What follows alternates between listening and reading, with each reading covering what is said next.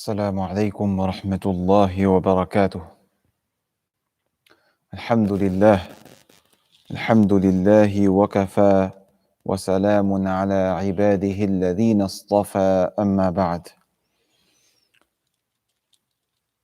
Inshallah ta'ala, we are going to cover today the 13th juz. In 13th juz, there is a portion of Surah Yusuf, entire Surah of Ar-Ra'd, and entire Surah of Ibrahim. So we start with remainder of Surah Yusuf. أعوذ بالله من الشيطان الرجيم. بسم الله الرحمن الرحيم. وما أبرئ نفسي إن النفس لأمارة بالسوء إلا ما رحم ربي إن ربي غفور رحيم. وقال الملك ائتوني به أستخلصه لنفسي فلما كلمه قال إنك اليوم لدينا مكين أمين. قال اجعلني على خزائن الأرض إني حفيظ عليم. صدق الله العظيم.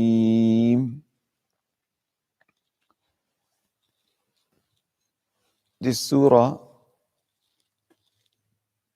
Yusuf, is one of the Makki Surah that has an amazing position among all other Makki Surahs. Actually, among all the surahs of the Quran, number one, it covers the seerah of a prophet, but it only covers the seerah of that prophet, Sayyidina Yusuf alayhi salatu wassalam. That is the subject topic of the entire surah.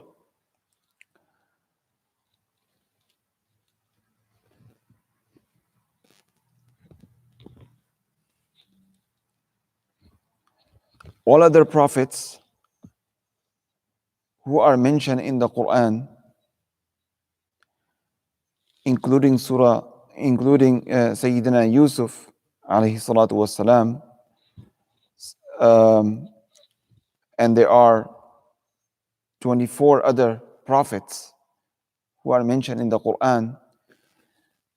Their adhkar, their dhikr is spread throughout the Quran.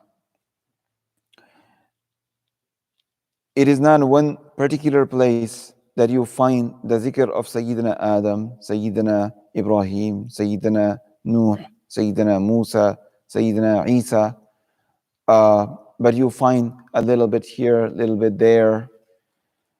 But it is Yusuf alayhi salatu wasalam that you find his entire seerah in one place.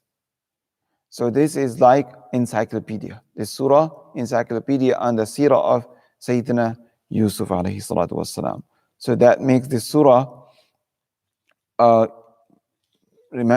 most unique and special among all the surahs. The way that it covers the one prophet in one place. This surah is divided or is spread over two juz. One portion of it is found in 12th juz that was covered yesterday. And this portion of Surah Yusuf covers the trials that Yusuf alayhi salatu wasalam went through, the difficulties, the hardships, the darkness of the well where he was thrown by his own brothers. And from there, he was taken to the slaves market in Egypt. And from there, he was thrown in the uh, prison for number of years. All these trials and tribulations, one after the other, and one seems like worse than the other one.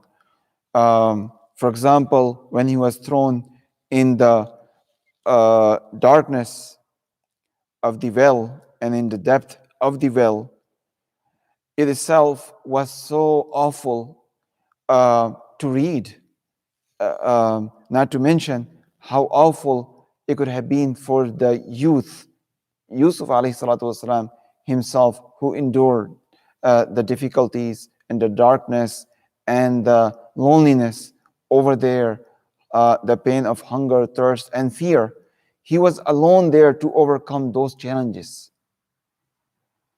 And how a person can imagine a difficulty bigger than this.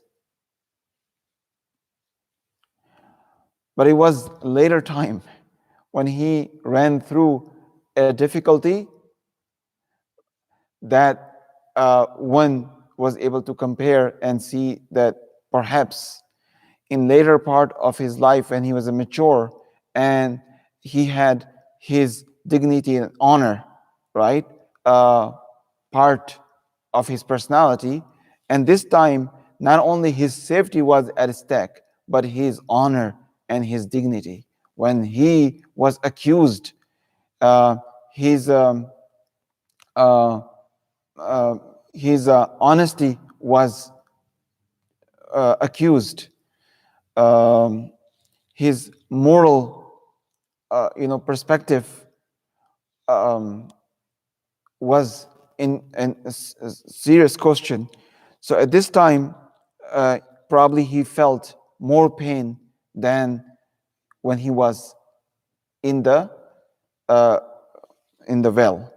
And later on, because of this accusation, this false allegation, he was put in jail. Maybe he felt more hopelessness because he cannot do anything when the entire state, entire justice system stood against him. So he had no chance to speak for himself, and there was nobody to speak for himself. So, situation that he was there, had Allah not taken him out, a person in his place could fear to die without proving his innocence. So those moments could have been much more difficult on Yusuf alayhi salatu wasalam.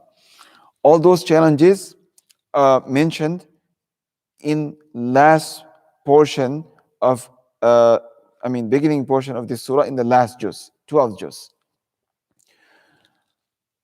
But as soon we start from the 13th juz, we find that Sayyidina Yusuf alayhi salatu wasalam, for every single moment that he suffered in the path of Allah, and he lived with patience, with iman, with good intention, with ikhlas, with love for all, Allah subhanahu wa ta'ala is paying him uh, as much as a person can be paid in this world of limitations. Allah subhanahu wa ta'ala paid him, alhamdulillah, plentifully. As I mentioned, that as much as a person can receive in this world. Because the real ajr, real um, reward or consequence will be seen in the next life.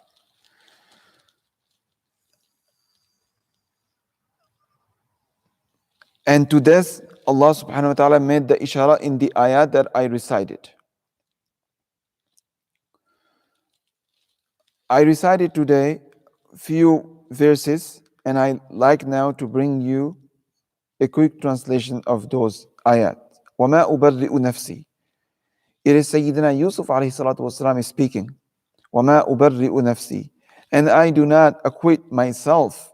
Indeed, the soul is persistent enjoyer of evil, except those upon which my Lord has mercy. Indeed, my Lord is forgiving and merciful. وقال الملك ائتوني به أستخلصه لنفسي. And the king said, bring him to me. I will appoint him exclusively for myself. And when he spoke to him, he said, indeed, you are today established in position and trusted. قال اجعلني. Sayyidina Yusuf is speaking, appoint me over the storehouses of the land.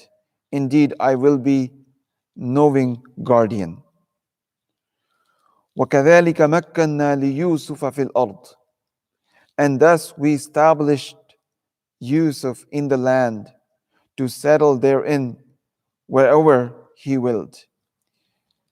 We touch with our mercy whom we will, and we do not allow to be lost the reward of those who do good.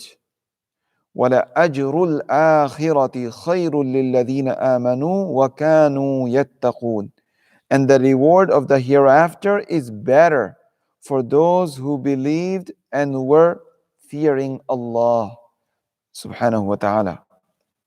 And this the ayah I just mentioned. There is a reference to what you will get in akhirah for your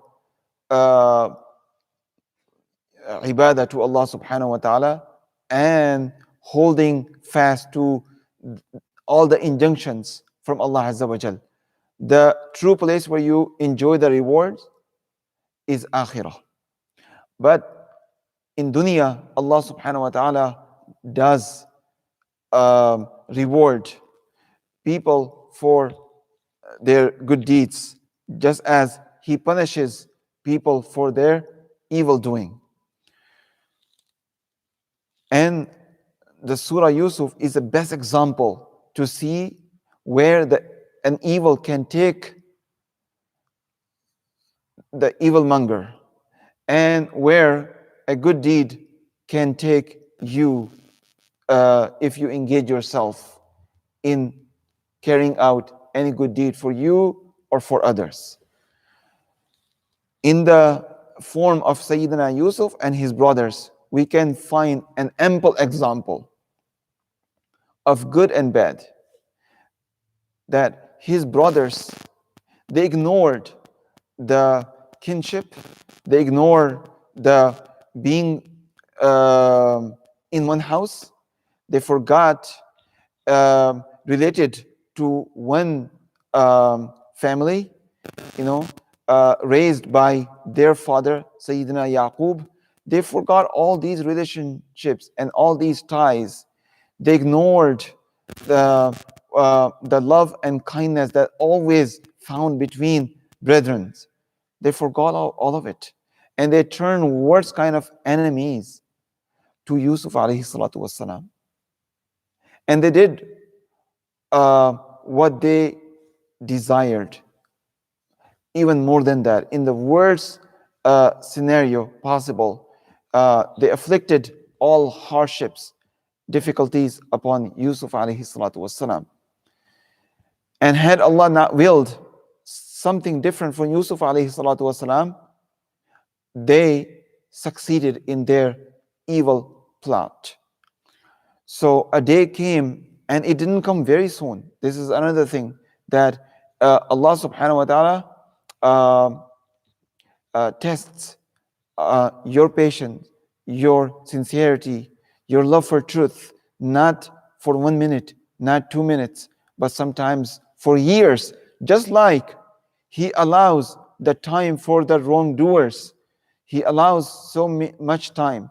So Sayyidina Yusuf alayhi salatu wasalam perhaps uh, went through 40 years, went through the difficulties and tribulations over 40 years to see the fruit of being patient and being good.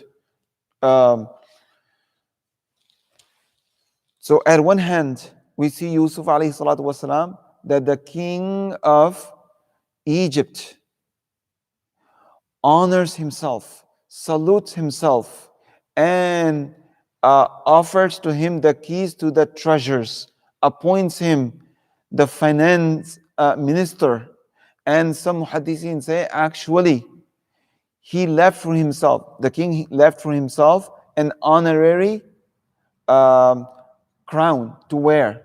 But all the authority he transferred to Sayyidina Yusuf alayhi salatu wasalam, and took him out from the prison straight to the throne. Subhanallah. So that was uh, um, the power of Yusuf alayhi salatu wasalam, goodness and purity of his heart, and um, his continuity with the truth. One thing I want to say, that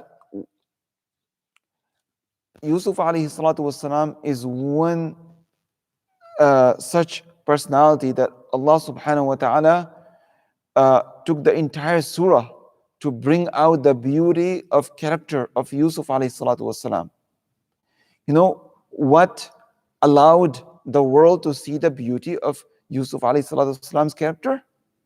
It was the cruelty and the crude characters of his brothers. Had they not started being cruel to Yusuf alayhi salatu wasalam, perhaps we could not be able to open the chapters of the life, beautiful life of Yusuf alayhi salatu wasalam. Because good and bad, they are two opposites, right? And if you have the ugliness of a character, or ugly quality of something, only then you can appreciate the good character, noble akhlaq, the truth.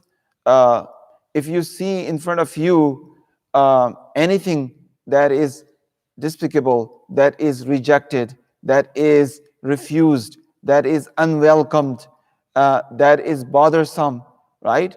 If you experience something, only then you will see the beauty of moral character, the truth, kindness, justice, honesty, generosity. If you draw a comparison, right, between the two, then you really appreciate what is the positive against the negative. For example, to understand, to enjoy the food, right, you have to experience the hunger. Then you will enjoy the satisfaction that comes from the consumption of the food. As probably there's a say goes like, hunger is the best chef. That is, if you are dearly hungry, you can enjoy the meal the best, more than others. Same food, you will enjoy more if you are more hungry than the rest of the people. So Yusuf alayhi salatu wasalam opened up for us the new chapters of kindness, love, sincerity, truth, right? And ability to forgive when you have the power to punish, when you have the power to bring people to justice.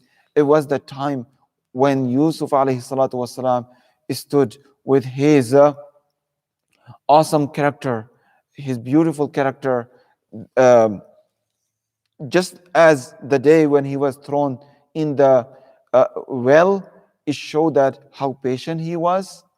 The day when he stood on the throne with all power, he can hang all the criminals, as many and as soon as he wants. That day he says, La tathriba alaykum al-yawm, that no blame on you, I let you go all free. I do not call you to accountability. I will not punish you whatsoever. So that day, it was yet another height in the character of Yusuf alayhi salatu wasalam, the world came to know. So it was the personality of this magnitude of akhlaq and character. So really, we needed that many pages in the Quran to to see Yusuf alayhi salatu wasalam. It is this noble character of Yusuf alayhi salatu wasalam that Allah subhanahu wa ta'ala uh, put him in one of the heavens, as Nabi alayhi salatu wasalam made a journey to heavens during the night of Isra and Mi'raj. He met Sayyidina Yusuf alayhi salatu wasalam on one of the 7 heavens, as he met other Anbiya like Musa alayhi salatu wasalam, Ibrahim alayhi salatu wasalam, Adam alayhi salatu wasalam, in the famous story. So he was one of the heavens. Also in some riwayat is mentioned that people will be given in Jannah, people of Jannah will be given the age of Sayyidina Isa alayhi salatu wasalam, as he was raised to the heavens, and that was like 33 years of age. And people will be given in Jannah the beauty and gracefulness of Sayyidina Yusuf alayhi salatu wasalam. So in many places when we study Quran, we are reminded of this great prophet of Allah Azza wa Jal. If we look in Surah Yusuf, one ayah that maybe the pinnacle in the surah, I would say it is towards the end. وَلَأَجْرُ الْآخِرَةِ خَيْرٌ لِلَّذِينَ آمَنُوا وَكَانُوا يَتَّقُونَ. وَلَأَجْرُ الْآخِرَةِ خَيْرٌ لِلَّذِينَ آمَنُوا وَكَانُوا يَتَّقُونَ. This is amazing ayah. I think it is a summary for the entire surah. If you want to know in few words what Surah Yusuf invites people to, then it is وَلَا أَجْرُ الْآخِرَةِ خَيْرٌ لِلَّذِينَ آمَنُوا وَكَانُوا يَتَّقُونَ. I'm sorry. إِنَّهُ مَنْ يَتَّقِي وَيَصْبِرْ. I'm sorry. This one I just read and I gave the translation. But إِنَّهُ مَنْ يَتَّقِي وَيَصْبِرْ فَإِنَّ اللَّهَ لَا يُضِيعُ أَجْرَ الْمُحْسِنِينَ. Sayyidina Yusuf was definitely from Muhsinin. So إِنَّهُ مَنْ يَتَّقِي, it means, and the one who observes Allah subhanahu wa ta'ala in his private and public life. وَيَصْبِرْ, and he is patient. فَإِنَّ اللَّهَ لَا يُضِيعُ أَجْرَ الْمُحْسِنِينَ. He should know that Allah will not withhold the ajr, recompense, for those who do the good deeds. And Sayyidina Yusuf alayhi salatu wasalam story is inviting all of us to exercise the sabr and to acquire the piety and God observance as much as in our we can in our lives, and that is actually the goal in our lives, that we attain the observance of Allah subhanahu wa ta'ala and we be good to each other. These are the two goals in front of us. So huququllah and huququl ibad, those people who are fulfilling huququllah, they are inshallah observant of Allah subhanahu wa ta'ala, and they are muttaqeen. And those who are fulfilling the rights of others, they are muhsinin.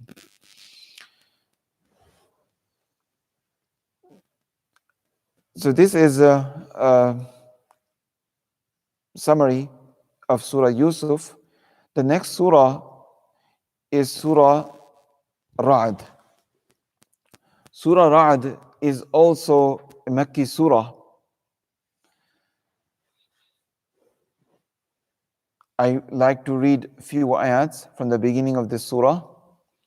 أعوذ بالله من الشيطان الرجيم بسم الله الرحمن الرحيم ألف لام ميم را تلك آيات الكتاب والذي أنزل إليك من ربك الحق ولكن أكثر الناس لا يؤمنون.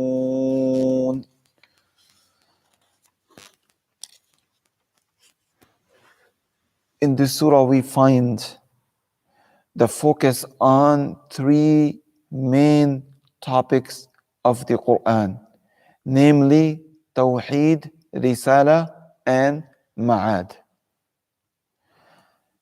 These three topics are discussed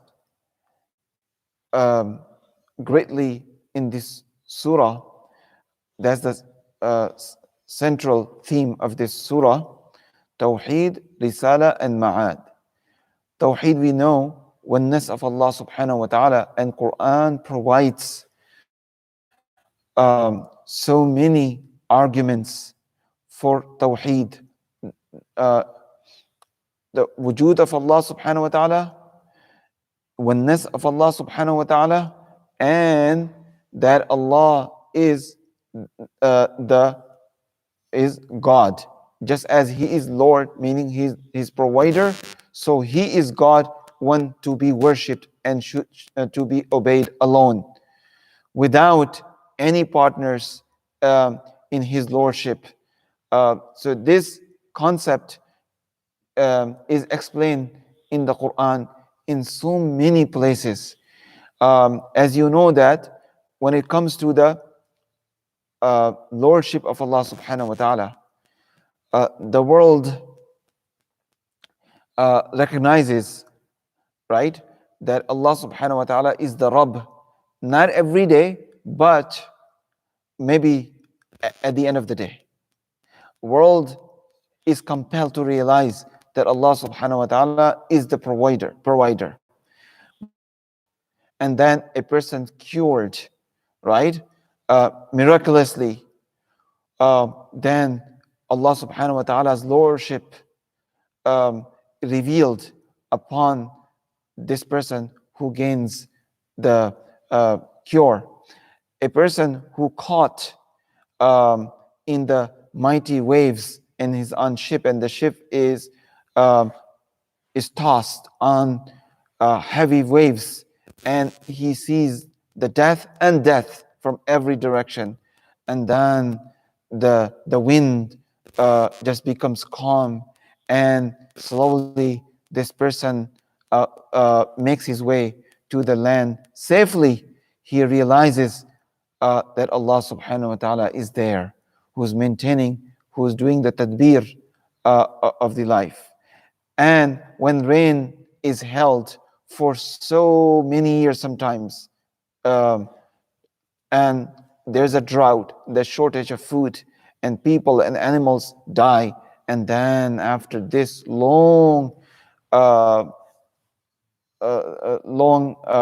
discontinuation of rain, all of a sudden the rain comes, and then the cultivation, and then the prosperity and abundance of food. People realize that Allah subhanahu wa ta'ala is the Lord.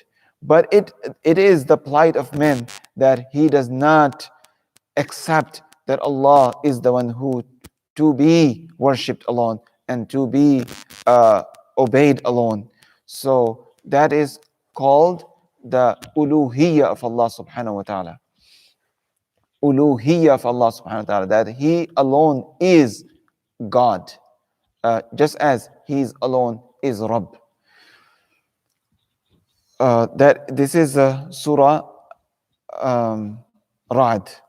وَيُسَبِّحُ الرَّعْدُ بِحَمْدِهِ وَالْمَلَائِكَةُ مِنْ خِيفَتِهِ, that everyone hymns the tasbih and glorifies Allah Azza wa Jal from heavens to earth, living things and non-living things alike, insan and jinn and angels.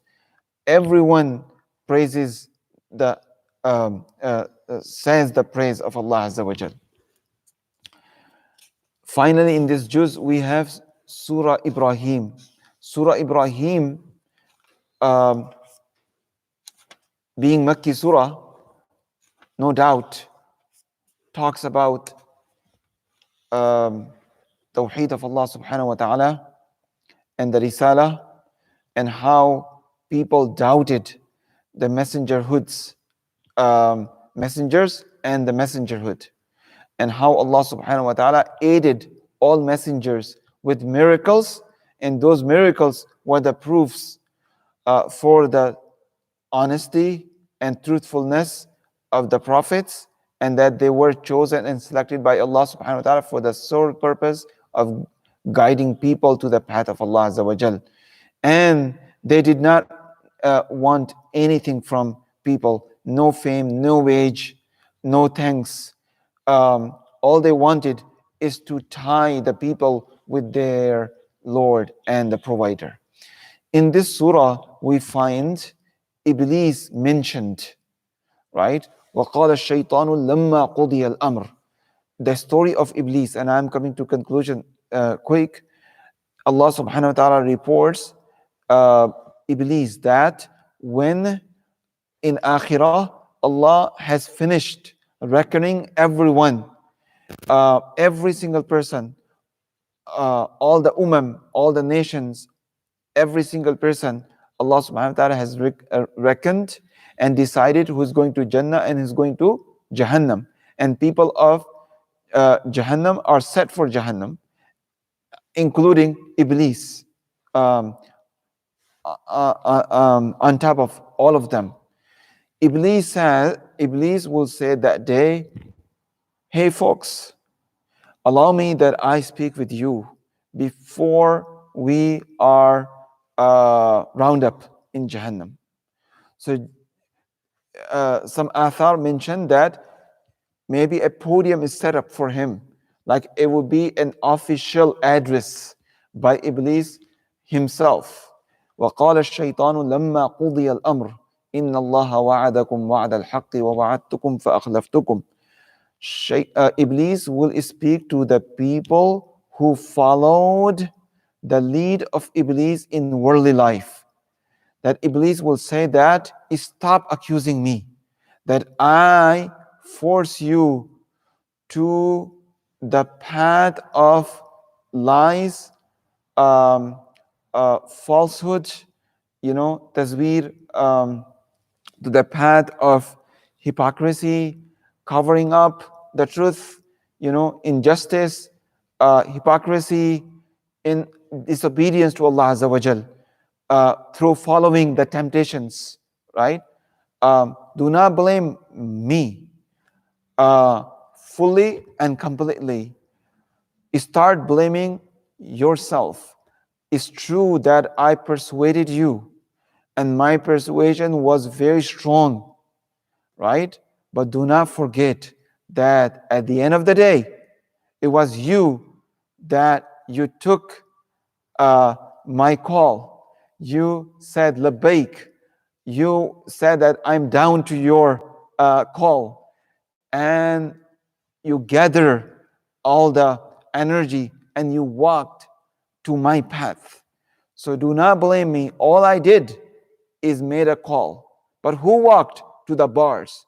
Who walked to the consumption of heroines, to gamblings, to murders, and to all of the crimes that committed on earth?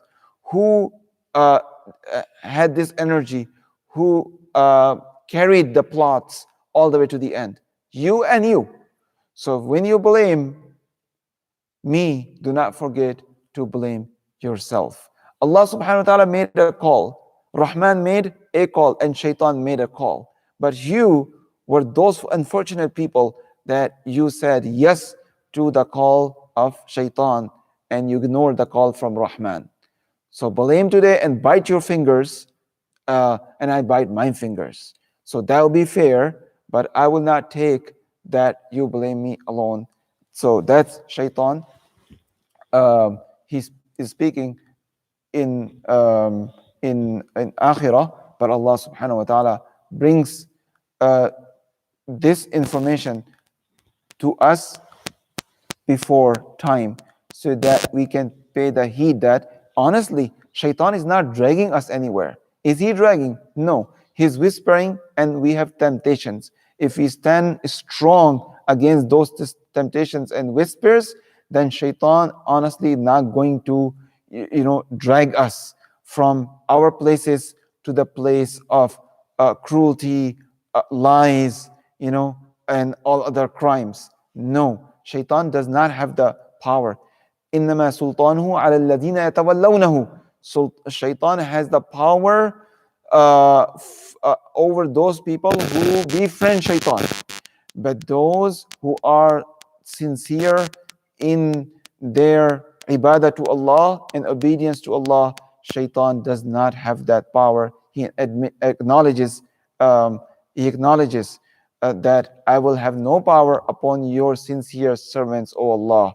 But others, which is the crowd, which is the mass, which is majority of the people, I will drive them nuts. Okay, this is the shaitan's commitment. So in the month of Ramadan, when the temptations of shayateen, right, and whispers of shayateen, according to ahadith, are very limited because the major shayateen are locked up, it is the time that we look upon ourselves and we weaken demonic effect and impacts upon us.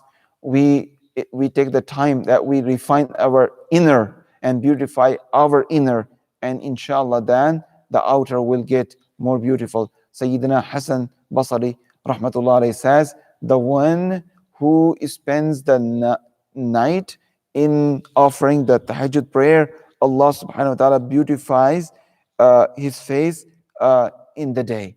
So if people are using even the darkness of the night, which is used oftentimes for committing the crimes, if people are using the time to build a relationship with Allah Azza wa Jal, imagine uh, how Allah subhanahu wa ta'ala beautifies their countenance, their faces, and fill the hearts of the people with love for them.